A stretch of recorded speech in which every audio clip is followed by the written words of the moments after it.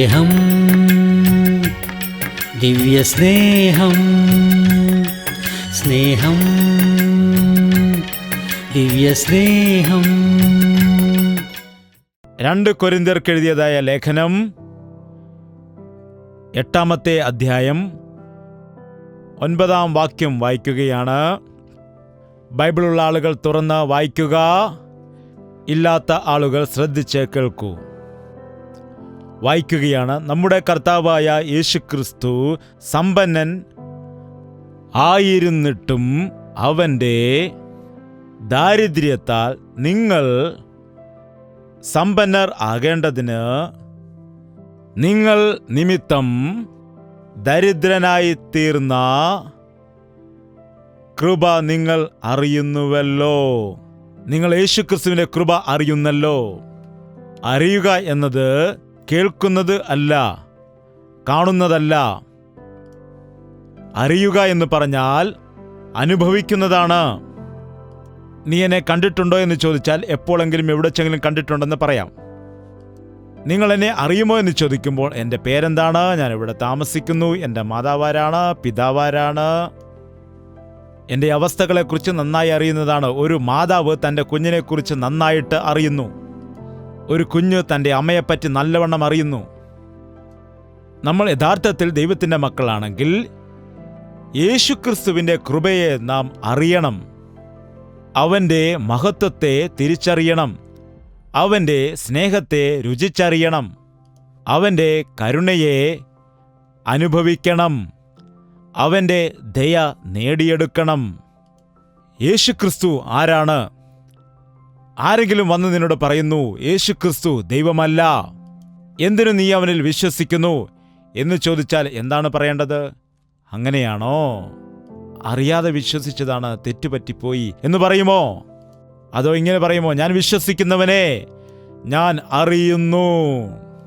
യേശുക്രിസ്തുവിൻ്റെ മക്കളാണെങ്കിൽ അവർ ക്രിസ്തുവിൻ്റെ സ്നേഹത്തെ അനുഭവിക്കുന്നവരായിരിക്കണം. ഇന്ന് അനേകം ആളുകളും നാമമാത്ര ക്രിസ്ത്യാനികളാണ്. ചടങ്ങിന് വേണ്ടിയുള്ള ഭക്തി മാത്രമാണ്. അവർക്ക് ക്രിസ്തുവിനെക്കുറിച്ച് അറിയില്ല. യേശുവിനെ ഞാൻ അറിയുവാനിടയായി. യേശുവിൽ ഞാൻ വിശ്വസിച്ചിട്ട് 10 വർഷം കഴിഞ്ഞിരിക്കുന്നെന്ന് പറയുന്നു. വിശുദ്ധനായ പൗലോസിനെ നോക്കിയാൽ ആ ക്രൂശിന്റെ ദർശനം പ്രാപിച്ച്, ക്രൂശിലെ സ്നേഹം അനുഭവിച്ച്, ദൈവത്തിൻ്റെ വചനത്തെ അനുസരിച്ച്, ദൈവത്തിൻ്റെ സുവിശേഷം പ്രസംഗിച്ച്, ആത്മാക്കളെ നേടിയെടുത്തുകൊണ്ട് ആത്മീയമായി വർദ്ധിക്കപ്പെടുമ്പോൾ, എനിക്ക് യേശുവിനെ നന്നായിട്ട് അറിയാമെന്ന് പറഞ്ഞില്ല, ഞാൻ വീണ്ടും വീണ്ടും യേശുവിനെ അറിയുവാൻ വേണ്ടി പിൻപിലുള്ളതിനെ മറന്നുകൊണ്ട് മുൻപിലുള്ളതിനു വേണ്ടി ലാക്കോടെ ഓടുകയാണ്. എനിക്ക് ലാഭമായിരുന്നതൊക്കെയും ഛേദമെന്നെണ്ണിക്കൊണ്ട് ക്രിസ്തുവിനെ നേടിയെടുക്കുവാൻ ഓടുകയാണ് ഞാൻ. എൻ്റെ ജീവിതത്തിൽ ഞാൻ 48 വർഷങ്ങളായിട്ട് യേശുക്രിസ്തുവിനെ അറിയുന്നു. അവനോടൊപ്പം നടക്കുന്നു. അവൻ്റെ വചനങ്ങൾ കേൾക്കുന്നു. അവൻ്റെ സാക്ഷിയായി ജീവിക്കുന്നു. അവൻ്റെ സന്നിധിയിൽ പ്രാർത്ഥിച്ചിട്ട് മറുപടികൾ പ്രാപിക്കുന്നു. 47 വർഷമായിട്ട് പ്രാർത്ഥിക്കുകയും ദൈവത്തിൻ്റെ വചനം ധ്യാനിക്കുകയും ചെയ്യുന്നു. ഇപ്പോഴും ഞാൻ ഒന്നും അറിയില്ല എന്ന രീതിയിലാണ്, ആത്മീയമായി പൂർണ്ണനായിട്ടില്ല എന്ന രീതിയിലാണ് എന്നെ തന്നെ കണക്കിടുന്നത്. ഇനിയും എനിക്ക് ഒരുപാട് അവനെക്കുറിച്ച്, അവൻ്റെ രൂപത്തെക്കുറിച്ച്, അവൻ്റെ മഹത്വത്തെക്കുറിച്ച് വർണ്ണിക്കുവാൻ കഴിയുന്ന വ്യക്തികൾ ആരുമില്ല. അനന്തമായ ദൈവമാകുന്നു അവൻ. സ്വർഗത്തിൽ വസിക്കുന്ന സർവശക്തനായ ദൈവമാകുന്നു അവൻ. ആകാശം തൻ്റെ സിംഹാസനവും ഭൂമി പാദപീഠവുമാക്കിയ ദൈവമാണ്. നിങ്ങൾക്ക് മനസ്സിലാകുന്നുണ്ടോ ഇല്ലയോ? ഈ ആകാശത്തിൻ്റെ ഉയരം അളക്കുവാൻ ആർക്കും അറിയില്ല. എത്ര ദൂരത്തേക്ക് പോയാലും വീണ്ടും വീണ്ടും കാണുന്നു. ആ ആകാശത്തിന് മുകളിൽ മറ്റൊരു ആകാശമുണ്ട്, അതാണ് മധ്യാകാശം. ആ മധ്യാകാശത്തിൽ കർത്താവ് വരുമ്പോഴാണ് നാം എടുക്കപ്പെടുന്നത്. ആ ആകാശത്തിന് മുകളിൽ മറ്റൊരു ആകാശമുണ്ട്, അതാണ് 3-ാമത്തെ ആകാശം. 3-ാമത്തെ സ്വർഗത്തോളം എടുക്കപ്പെട്ടുവെന്ന് പൗലോസ് പറയുവാനിടയായി. അതായിരിക്കും സ്വർഗം എന്ന് പറയുന്നത്. ഈ ആകാശത്തെക്കുറിച്ച് നമുക്ക് പഠിക്കാൻ കഴിയുന്നില്ല. അവിടെ ഇരിക്കുന്നവനായ കർത്താവ് അവൻ്റെ മുഖത്ത് നിന്ന് പാദം വരെ നോക്കുകയാണെങ്കിൽ ആകാശത്ത് നിന്ന് ഭൂമി വരെ എത്ര ഉയരമുണ്ട്, അത്രയും ഉയരത്തിലായിരിക്കുന്നു. ഈ ഭൂമി എൻ്റെ പാദപീഠമാകുന്നു. അത്ര വലിയ വിശ്വസ്വരൂപത്തിലാണവൻ. നമ്മുടെ കണ്ണുകൊണ്ട് അവനെ നോക്കുവാൻ കഴിയില്ല. അവൻ്റെ സ്നേഹം, അവൻ്റെ മഹത്വം, അവൻ്റെ ശ്രേഷ്ഠത നമുക്ക് വർണ്ണിക്കാൻ കഴിയില്ല. അവൻ ദൈവസിംഹാസനത്തിലിരിക്കുന്നു. വിശുദ്ധനായ യോഹന്നാൻ ഒരു തവണ സ്വർഗത്തിലേക്ക് എടുക്കപ്പെടുവാനിടയായി. സിംഹാസനത്തിലിരിക്കുന്ന ഒരുവനെ ഞാൻ കാണുവാനിടയായി.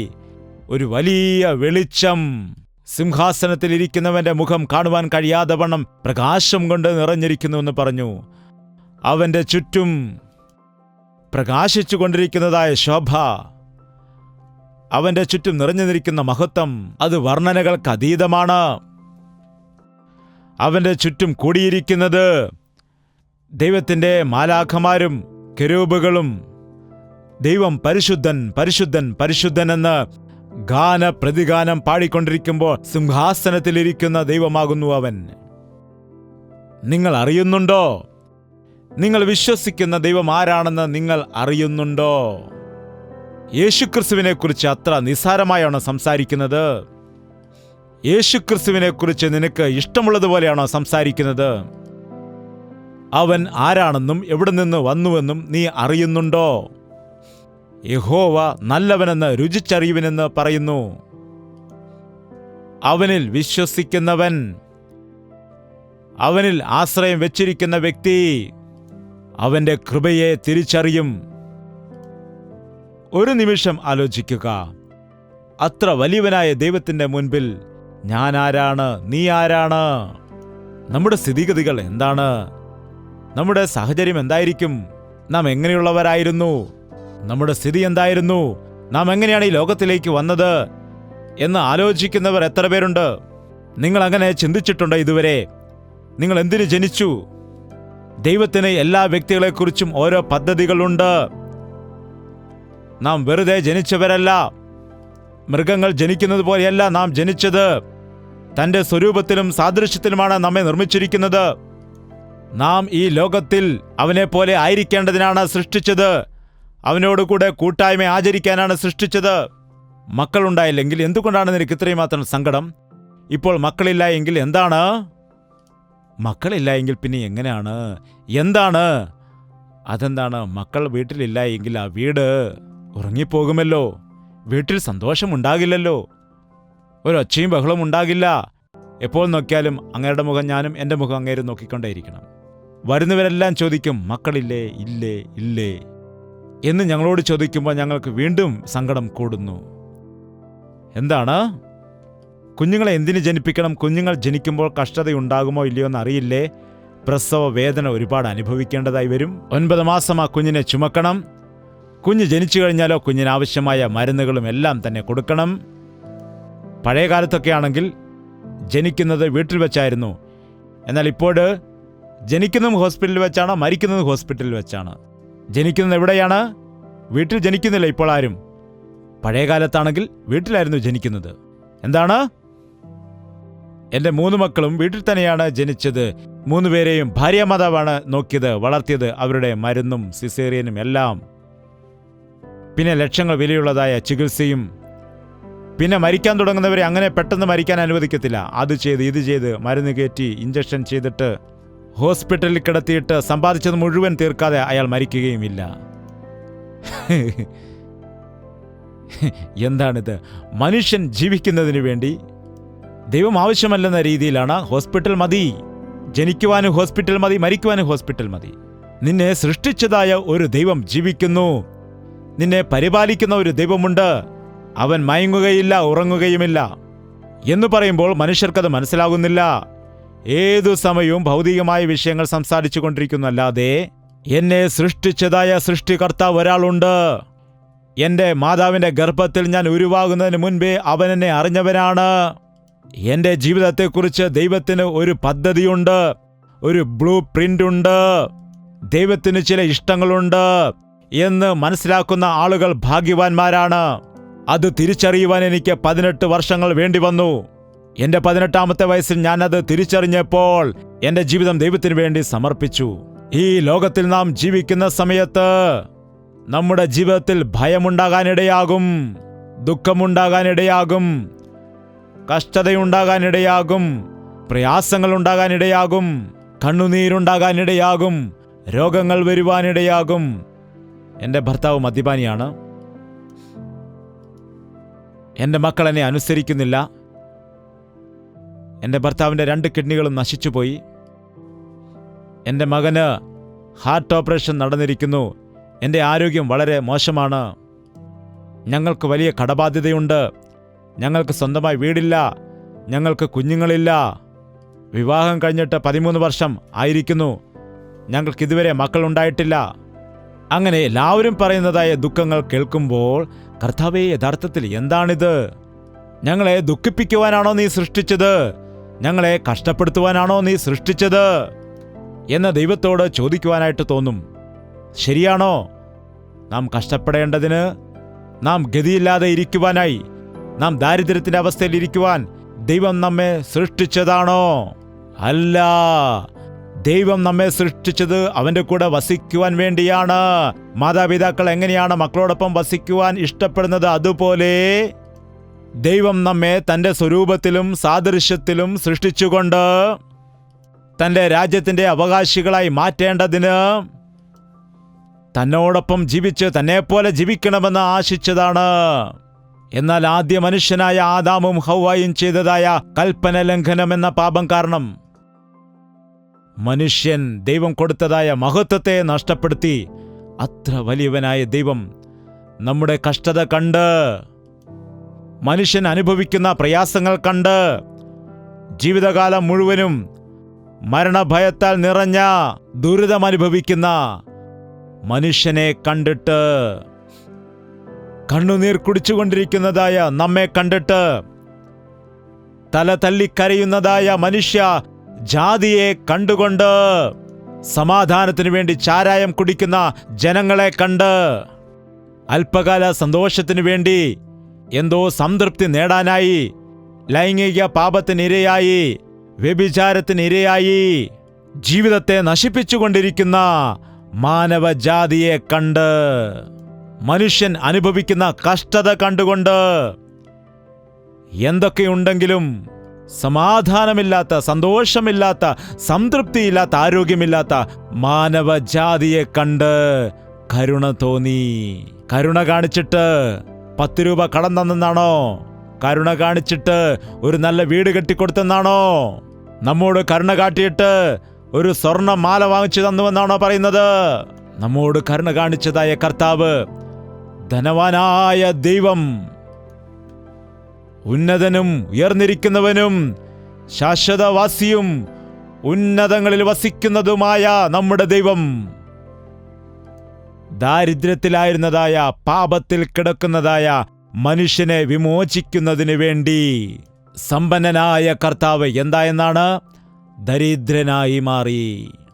നമ്മുടെ കർത്താവായ യേശുക്രിസ്തു സമ്പന്നനായിരുന്നിട്ടും അവൻ്റെ ദാരിദ്ര്യത്താൽ നിങ്ങൾ സമ്പന്നർ ആകേണ്ടതിന് നിങ്ങൾ നിമിത്തം ദരിദ്രനായി തീർന്ന കൃപ നിങ്ങൾ അറിയുന്നുവല്ലോ. അവൻ സമ്പന്നനും നാം ദരിദ്രരും ആയിരുന്നു. ശരിയാണോ അല്ലയോ? നമ്മുടെ ജീവിതം എങ്ങനെയുള്ളതാണ്? രാവിലെ ഉണർന്ന ശേഷം പല്ല് തേച്ചില്ലെങ്കിൽ എന്തൊരു സ്മെല്ലുണ്ടാകും? എന്തൊരു സ്മെല്ലായിരിക്കും? റോസാപ്പൂവിൻ്റെ സ്മെല്ലാണോ? എന്താണ്? മസാലയുടെ സ്മെല്ലാണോ? എന്തൊരു സ്മെല്ലാണ്? വലിയ ദുർഗന്ധമാണ്. പശുക്കൾ എപ്പോഴെങ്കിലും കോൾഗേറ്റ് പേസ്റ്റ് കൊണ്ട് പല്ല് തേക്കുന്നത് കണ്ടിട്ടുണ്ടോ? പശുക്കളോ പക്ഷികളോ സോപ്പ് വെച്ച് കുളിക്കുന്നത് കണ്ടിട്ടുണ്ടോ? ആവശ്യമില്ല അവർക്ക്. അവർ തന്നെത്താൻ ശുദ്ധിയായിക്കൊള്ളും. എന്നാൽ നമ്മെക്കുറിച്ച് എന്താണ്? 2 ദിവസം പല്ല് തേക്കാതെയും കുളിക്കാതെയും ഇരുന്നാൽ അടുത്തുള്ളവർക്ക് ഓടിപ്പോകേണ്ടതായി വരും. വലിയ ദുർഗന്ധമുണ്ടാകാനിടയാകും. ചില ആളുകൾക്ക് എത്ര സെന്റ് അടിച്ചാലും ആ സെന്റിന്റെ മണത്തേക്കാൾ കൂടുതൽ നിൽക്കുന്നത് വിയർപ്പിന്റെ മണമായിരിക്കും. എന്തൊരു മണമാണ്! എത്ര തിന്നാലും തൃപ്തിയില്ല, എത്ര ധരിച്ചാലും തൃപ്തിയില്ല, മനുഷ്യന് തൃപ്തിയില്ല. ചില സഹോദരിമാർക്ക് എത്ര സാരി ഉണ്ടെങ്കിലും, ആ ചേട്ടാ, ആ ചുവന്ന സാരി മേടിച്ചു തരാമോ? ആ ശരി, വാങ്ങിക്ക്. ആ കേട്ടോ, ആ നീല സാരിയും കൂടെ വാങ്ങിച്ചു തരാമോ? കഴിഞ്ഞ ദിവസം വാങ്ങിച്ചതല്ലേ, അത് വേറെ ബ്ലൂ ആണ് കേട്ടോ, ഇത് വേറെ ബ്ലൂ ആണ്, അത് പീകോക്ക് ബ്ലൂ ആണ്, ഇത് നേവി ബ്ലൂ ആണ്. ആ ചില സ്ത്രീകൾക്കാണെങ്കിൽ സ്വർണത്തോടാണ് ഭ്രമം. ശരീരം മുഴുവനും സ്വർണ്ണാഭരണം ധരിച്ച് കിടന്നുറങ്ങിയാലേ അവർക്ക് ശരിക്കും ഉറക്കം വരൂ. എന്താണ്, ചിലരുടെ കഴുത്ത് ചൊറിഞ്ഞ് തടിച്ചത് കാണാം. മരണം വരെയും എനിക്കത് ഉണ്ടായിരിക്കണം, മരിച്ചു കഴിഞ്ഞാൽ പിന്നെ ആരെങ്കിലും എടുത്തുകൊണ്ട് പോകും. ശവം അടക്കുന്ന സമയത്ത് നീ സ്നേഹിച്ച് നീ ഇട്ടതായ മാലയും നീ ധരിച്ചതായ കൊലുസുമെല്ലാം വലിച്ചു പറിച്ചു കൊണ്ടുപോകാനിടയാകും. നീ സമ്പാദിച്ചുകൊണ്ട് എന്ത് പ്രയോജനമാണ്? ഒന്നെങ്കിലും നിനക്ക് കൊണ്ടുപോകാൻ കഴിയുമോ? എന്തൊരു ജീവിതമാണിത്? എന്തിനു വേണ്ടിയാണ് നിന്റെ കഷ്ടപ്പാട്? എന്തിനു വേണ്ടിയാണ് നിന്റെ പ്രയാസങ്ങൾ, നിന്റെ പോരാട്ടം എന്തിനു വേണ്ടിയാണ്? ലോകം വിട്ടുപോകുമ്പോൾ നീ എന്ത് കൂടെ കൊണ്ടുപോകും? ഒരുപാടുള്ളവർക്ക് അത്രയും ദുഃഖവുമുണ്ട്. വെളിപ്പാട് പുസ്തകം 3-ാം അധ്യായം 17-ാം വാക്യം വായിക്കാം. നീ നിർഭാഗ്യവാനും അരിഷ്ടനും ദരിദ്രനും കുരുടനും നഗ്നനും എന്ന് അറിയാതിരിക്കയാൽ. മനുഷ്യ, നീ നിർഭാഗ്യവാനാണ്, നീ അരിഷ്ടനാണ്. എനിക്കൊരുപാട് ബന്ധുക്കാരുണ്ട്, ബന്ധുബലം ശരിക്കുണ്ടെന്ന് പറയും. നിന്റെ ബന്ധുക്കൾ നിന്റെ കൂടെ കാണും, നിനക്ക് പണമുള്ളപ്പോൾ നിന്റെ കൂടെ നിന്ന് കഴിക്കുന്നതിനായിട്ട്. ഒരു ദൈവദാസൻ ഇപ്രകാരം പറഞ്ഞു, നമ്മുടെ ബന്ധുക്കളെക്കാൾ നല്ലവർ കഴുകന്മാരാണെന്നാണ്. കഴുകന്മാർ മാംസം തിന്നാൽ എല്ലെങ്കിലും മിച്ചം വയ്ക്കും, എന്നാൽ ഇന്നത്തെ കാലത്തെ ബന്ധുക്കൾ എല്ലുപോലും ബാക്കി വയ്ക്കുകയില്ലെന്നാണ് പറയുന്നത്. നമ്മുടെ സ്വന്തക്കാരെക്കാൾ നമ്മുടെ കട്ടിലിൽ കാണുന്ന മൂട്ടകൾ ഇല്ലേ, അവയാണ് വളരെ നല്ലതെന്ന്. നാം ഉറങ്ങുന്നതുവരെയും കാത്തിരുന്നിട്ട് പതിയെ കട്ടിലിൻ്റെ വിടവിൽ നിന്ന് ഇറങ്ങി വന്ന് ആവശ്യമായ രക്തം വലിച്ചു കുടിച്ച് പിന്നെ മിണ്ടാതെ പോയിരിക്കും. പിന്നെ പിറ്റേ ദിവസം രാത്രി വരെ അനങ്ങുകയില്ല. നമ്മുടെ രക്തവുമായി അവർക്ക് ബന്ധമുണ്ട്. എന്നാൽ ഈ രക്തബന്ധുക്കളാണെങ്കിൽ നമ്മുടെ രക്തം മുഴുവൻ ഊറ്റിക്കുടിക്കുമെന്നാണ്. വീടും വസ്തുവും എൻ്റെ പേരിൽ എഴുതി തരണം, എൻ്റെ സ്വത്ത് എൻ്റെ പേരിൽ തന്നെ എഴുതി നൽകണം എന്ന് പറഞ്ഞ് മാതാവിൻ്റെയും പിതാവിൻ്റെ അടുക്കൽ കത്തിപിടിച്ചുകൊണ്ട് സംസാരിക്കുന്ന, കഴുത്തിന് കത്തിവെച്ച് സംസാരിക്കുന്ന മക്കളുണ്ട്. എത്രയോ ആളുകൾ എൻ്റെ അടുക്കൽ വന്ന് പരാതിപ്പെടാറുണ്ട്, എൻ്റെ ഭർത്താവ് മരിച്ചുപോയി, എനിക്ക് 2 മക്കളുണ്ട്, വളരെ കഷ്ടപ്പെട്ടാണ് ഞാൻ അവരെ വളർത്തിയത്. എൻ്റെ അമ്മായിയമ്മയും ഭർത്താവിൻ്റെ വീട്ടുകാരും എല്ലാം ചേർന്ന് അവർ ഒരുമിച്ച് പറയുകയാണ്, ഭർത്താവിൻ്റെ സ്വത്തിൽ എനിക്ക് ഭാഗമില്ല, ഞങ്ങളുടെ മകൻ മരിച്ചു, നിങ്ങൾ എവിടെയെങ്കിലും ഇറങ്ങിപ്പോ എന്ന് പറയുകയാണ്. എൻ്റെ ഭർത്താവിൻ്റെ വീതത്തിൽ എനിക്ക് പങ്കില്ലേ? ന്യായമായിട്ട് എൻ്റെ ഭർത്താവിൻ്റെ സ്വത്തിൻ്റെ അവകാശി എൻ്റെ മക്കളല്ലേ, ഞങ്ങൾക്കെന്നാൽ നൽകുന്നില്ല. എത്രമാത്രം ഞങ്ങൾ അപേക്ഷിച്ചിട്ടും ഒരു മനസ്സലിവും കാണിക്കുന്നില്ല. എത്ര ക്രൂരന്മാരായ മനുഷ്യരാണ്. നിന്റെ മകനും നിന്റെ മകൻ്റെ ഭാര്യയും നിന്റെ സ്വന്തമല്ലേ? നിന്റെ മകനെ നീ സ്നേഹിക്കുമ്പോൾ മകൻ്റെ ഭാര്യയെ നീ സ്നേഹിക്കുകയില്ലേ?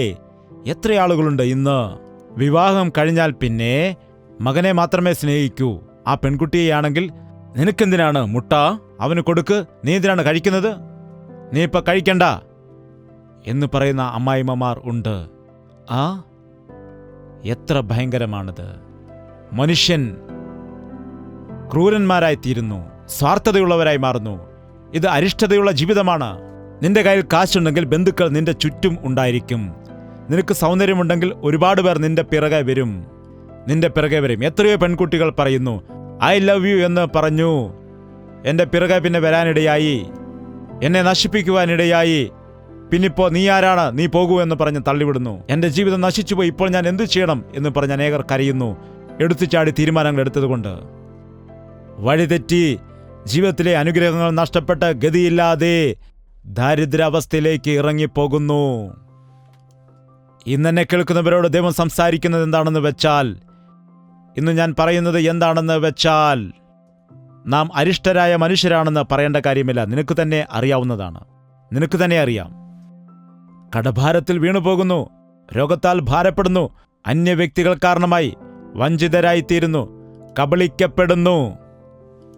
ഒരു ജോലിയില്ലാതെ, കഴിക്കാൻ ആഹാരമില്ലാതെ, ധരിക്കുവാൻ വസ്ത്രമില്ലാതെ, കിടക്കാൻ പാർപ്പിടമില്ലാതെ ആശ്രയിക്കുന്നവർ ഉപേക്ഷിച്ചു കളഞ്ഞ അനേകം അനാഥരെ കൊണ്ട് നിറഞ്ഞ ലോകമായി ഇന്ന് മാറിയിരിക്കുന്നു.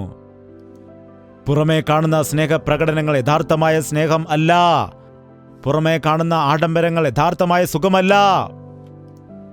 ഏത് ഭവനത്തിൽ നോക്കിയാലും, ഏത് കുടുംബത്തിൽ നോക്കിയാലും, ഏത് ദേശത്ത് നോക്കിയാലും ഇന്നുള്ളതായ മനുഷ്യരുടെ ഇടയിൽ സമാധാനമില്ല, സംതൃപ്തിയില്ല, സന്തോഷമില്ല.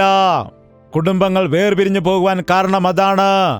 മക്കൾ അനുസരണമില്ലാതെ ഒന്നിനും കൊള്ളാത്തവരായി തീരുന്നതിൻ്റെ കാരണം അതാകുന്നു. മനുഷ്യർ വഴിതെറ്റി സഞ്ചരിച്ചു കൊണ്ടിരിക്കുകയാണ്. ഈ കാലത്ത് പുതിയ രീതിയിൽ ചില ആളുകൾ പ്രവർത്തിക്കുന്നു. ഒരു പെൺകുട്ടി വിവാഹം കഴിച്ചാൽ പിന്നെ കുഞ്ഞുങ്ങളുണ്ടാകും. അതുകൊണ്ട് ആണിനെ തന്നെ കല്യാണം കഴിക്കുന്നു, പെണ്ണിനെ തന്നെ വിവാഹം കഴിക്കുന്നു. സ്വവർഗ വിവാഹ ബന്ധങ്ങൾ നിയമപരമാക്കുവാൻ വേണ്ടി ശ്രമിക്കുന്നു. ദൈവം സൃഷ്ടിച്ചപ്പോൾ പറഞ്ഞു, ഓരോ പുരുഷനും ഓരോ സ്ത്രീക്കും ഓരോരുത്തർക്കും സ്വന്തം ഭർത്താവ് ഉണ്ടായിരിക്കണം, ഓരോ പുരുഷനും സ്വന്തം ഭാര്യ ഉണ്ടായിരിക്കണം. കാമത്താൽ നിറയുവാൻ പാടില്ല. ദൈവത്തിന്റെ പദ്ധതി എന്താണെന്ന് വെച്ചാൽ ഭാര്യയും ഭർത്താവും മക്കളുമായിട്ട് ഭൂമി നിറയണം എന്ന് ദൈവം പറയുമ്പോൾ മനുഷ്യൻ ഈ കാലത്ത് അബോർഷൻ ചെയ്യുകയാണ്, ഗർഭഛിദ്രം ചെയ്യുന്നു. എനിക്ക് മക്കൾ വേണ്ട, എനിക്ക് പെൺകുട്ടികൾ വേണ്ട. എന്തൊരു ഭോഷത്വമാണ് ഇവിടെ നടക്കുന്നത്. നോക്കൂ, നിനക്ക് ജനനം നൽകിയത് അമ്മയല്ലേ? നിന്റെ കൂടപ്പിറപ്പുകൾ സഹോദരിമാരില്ലേ? നിനക്കൊരു മകളെ വേണ്ട എന്ന് പറയുമ്പോൾ എന്താണത്? മക്കൾ യഹോവ നൽകുന്ന അവകാശവും ഉദരഫലവും അവന്റെ പ്രതിഫലവുമാകുന്നു എന്ന ദൈവവചനം പറയുന്നു. ഗർഭത്തിലിരിക്കുന്ന ഒരു കുഞ്ഞിനെ അത് ആൺകുട്ടിയാണെങ്കിൽ പെൺകുട്ടിയാക്കാനോ പെൺകുട്ടിയെ ആൺകുട്ടിയാക്കാനോ ഒരു ഡോക്ടറിനും മരുന്നിനും കഴിയില്ല. ദൈവം നിനക്ക് തക്കതായ ഒരു കുഞ്ഞിനെ നൽകുന്ന സമയത്ത് മനുഷ്യൻ പറയുന്നു, എനിക്ക് ആവശ്യമില്ല, കൊന്നുകളയും. 12 ആഴ്ചകൾ കൊണ്ട് കുഞ്ഞ് രൂപപ്പെടുന്നു, ഹൃദയം സ്പന്ദിക്കുവാൻ തുടങ്ങുന്നു. 3 മാസത്തിന് ശേഷം നീ ആ കുഞ്ഞിനെ ഗർഭഛിദ്രം ചെയ്താൽ, അബോർഷൻ ചെയ്താൽ നീ കൊലപാതകം ചെയ്യുന്നതിന് തുല്യമാണ്. അങ്ങനെ ഗർഭഛിദ്രം ചെയ്തതായ സ്ത്രീകൾക്ക് മാനസികമായ ബലഹീനതകൾ ഉണ്ടാകും. അവർക്കറിയാം അവരുടെ കുഞ്ഞിനെ കൊന്നുകളഞ്ഞുവെന്ന്. ആ സങ്കടം സഹിക്കാതെ മാനസിക രോഗിയായിട്ട് മാറുന്നവരുണ്ട്. ചിലർ ആത്മഹത്യ ചെയ്ത ആളുകളുമുണ്ട്. ദൈവത്തിന്റെ പദ്ധതികളെ, ദൈവത്തിന്റെ ചിന്തകളെ മനുഷ്യൻ മാറ്റിക്കളഞ്ഞു.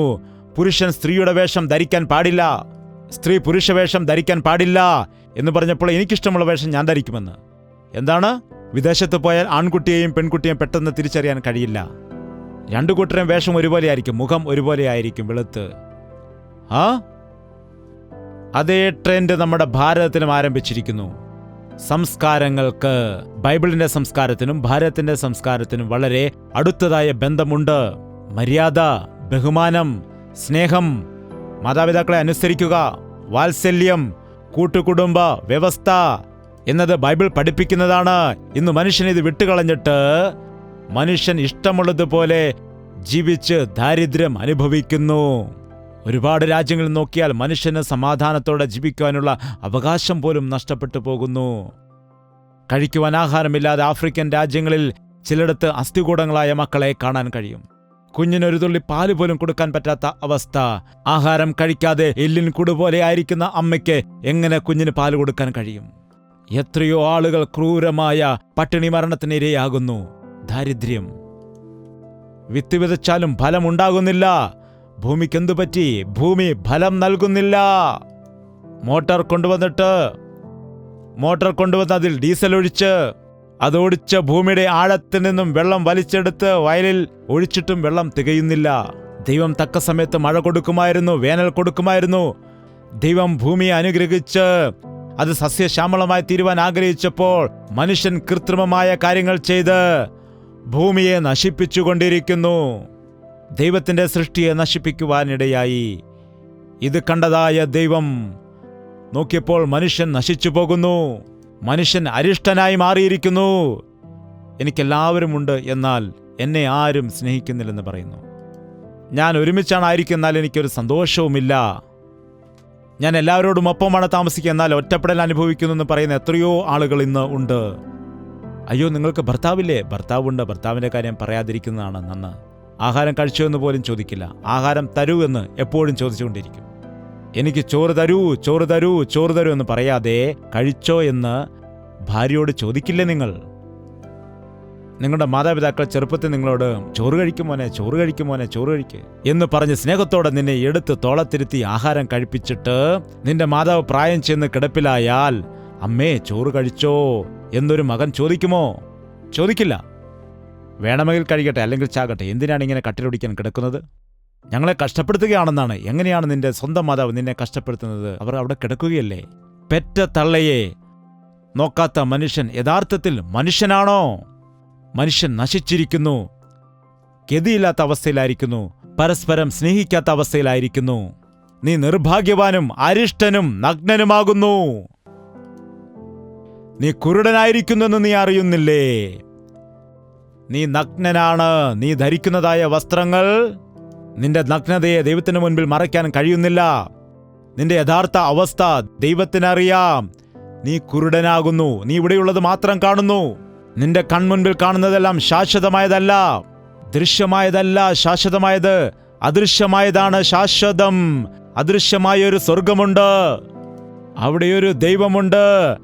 അവിടെയാണ് നിത്യമായി നിലനിൽക്കുന്ന ദൈവരാജ്യം. ഈ ഭൂമിയിലായിരിക്കുന്നത് എല്ലാം അഗ്നിക്ക് ഇരയാകാനായിരിക്കുന്നു. ഈ ഭൂമി നശിച്ചു പോകുന്ന സമയം അടുത്തിരിക്കുന്നു. ഈ ആകാശം ഒരു പായ പോലെ മടങ്ങിപ്പോകുമെന്നാണ് പറയുന്നത്. ലോകം അതിന്റെ അവസാനത്തിലേക്ക് അടുത്തുകൊണ്ടിരിക്കുകയാണ്. എന്നാൽ മനുഷ്യനൊന്നും അറിയുന്നില്ല. തന്റെ കൺമുൻപിലുള്ളത് മാത്രം കണ്ടുകൊണ്ട് ആഡംബരമായി ജീവിക്കുന്നു. ഇങ്ങനെയുള്ളതായ അവസ്ഥയിൽ ആ വലിയ ദൈവം, ആ സിംഹാസനത്തിലിരിക്കുന്ന കർത്താവ്, നമ്മുടെ കഷ്ടത കണ്ട് സഹിക്കാതെ, നമ്മുടെ പ്രയാസം കണ്ടുകൊണ്ട്, നമ്മുടെ രോഗം കണ്ട്, നമ്മുടെ ബുദ്ധിമുട്ട് കണ്ട് സഹിക്കാതെ ഈ തകർച്ചയിലായിരിക്കുന്ന മനുഷ്യനെ രക്ഷിച്ചെടുക്കണമെന്ന് വിചാരിച്ച്, ആദിയിൽ വചനമുണ്ടായിരുന്നു, വചനം ദൈവത്തോടു കൂടെയായിരുന്നു, വചനം ദൈവമായിരുന്നു, ആ വചനം ആകുന്നതായ ക്രിസ്തു കൃപയും സത്യവും നിറഞ്ഞവൻ ആയിട്ട് നമ്മുടെ മധ്യയിൽ നിവസിക്കുവാനിടയായി. യേശുക്രിസ്തു ലോകത്തിൽ ജഡശരീരത്തിൽ വസിക്കുവാൻ ഇടയായി. മനുഷ്യനായി ലോകത്തിൽ അവതരിച്ചു. യേശുക്രിസ്തു വിദേശീയരുടെ ദൈവമാണെന്ന് ചിലർ വിചാരിക്കുന്നു.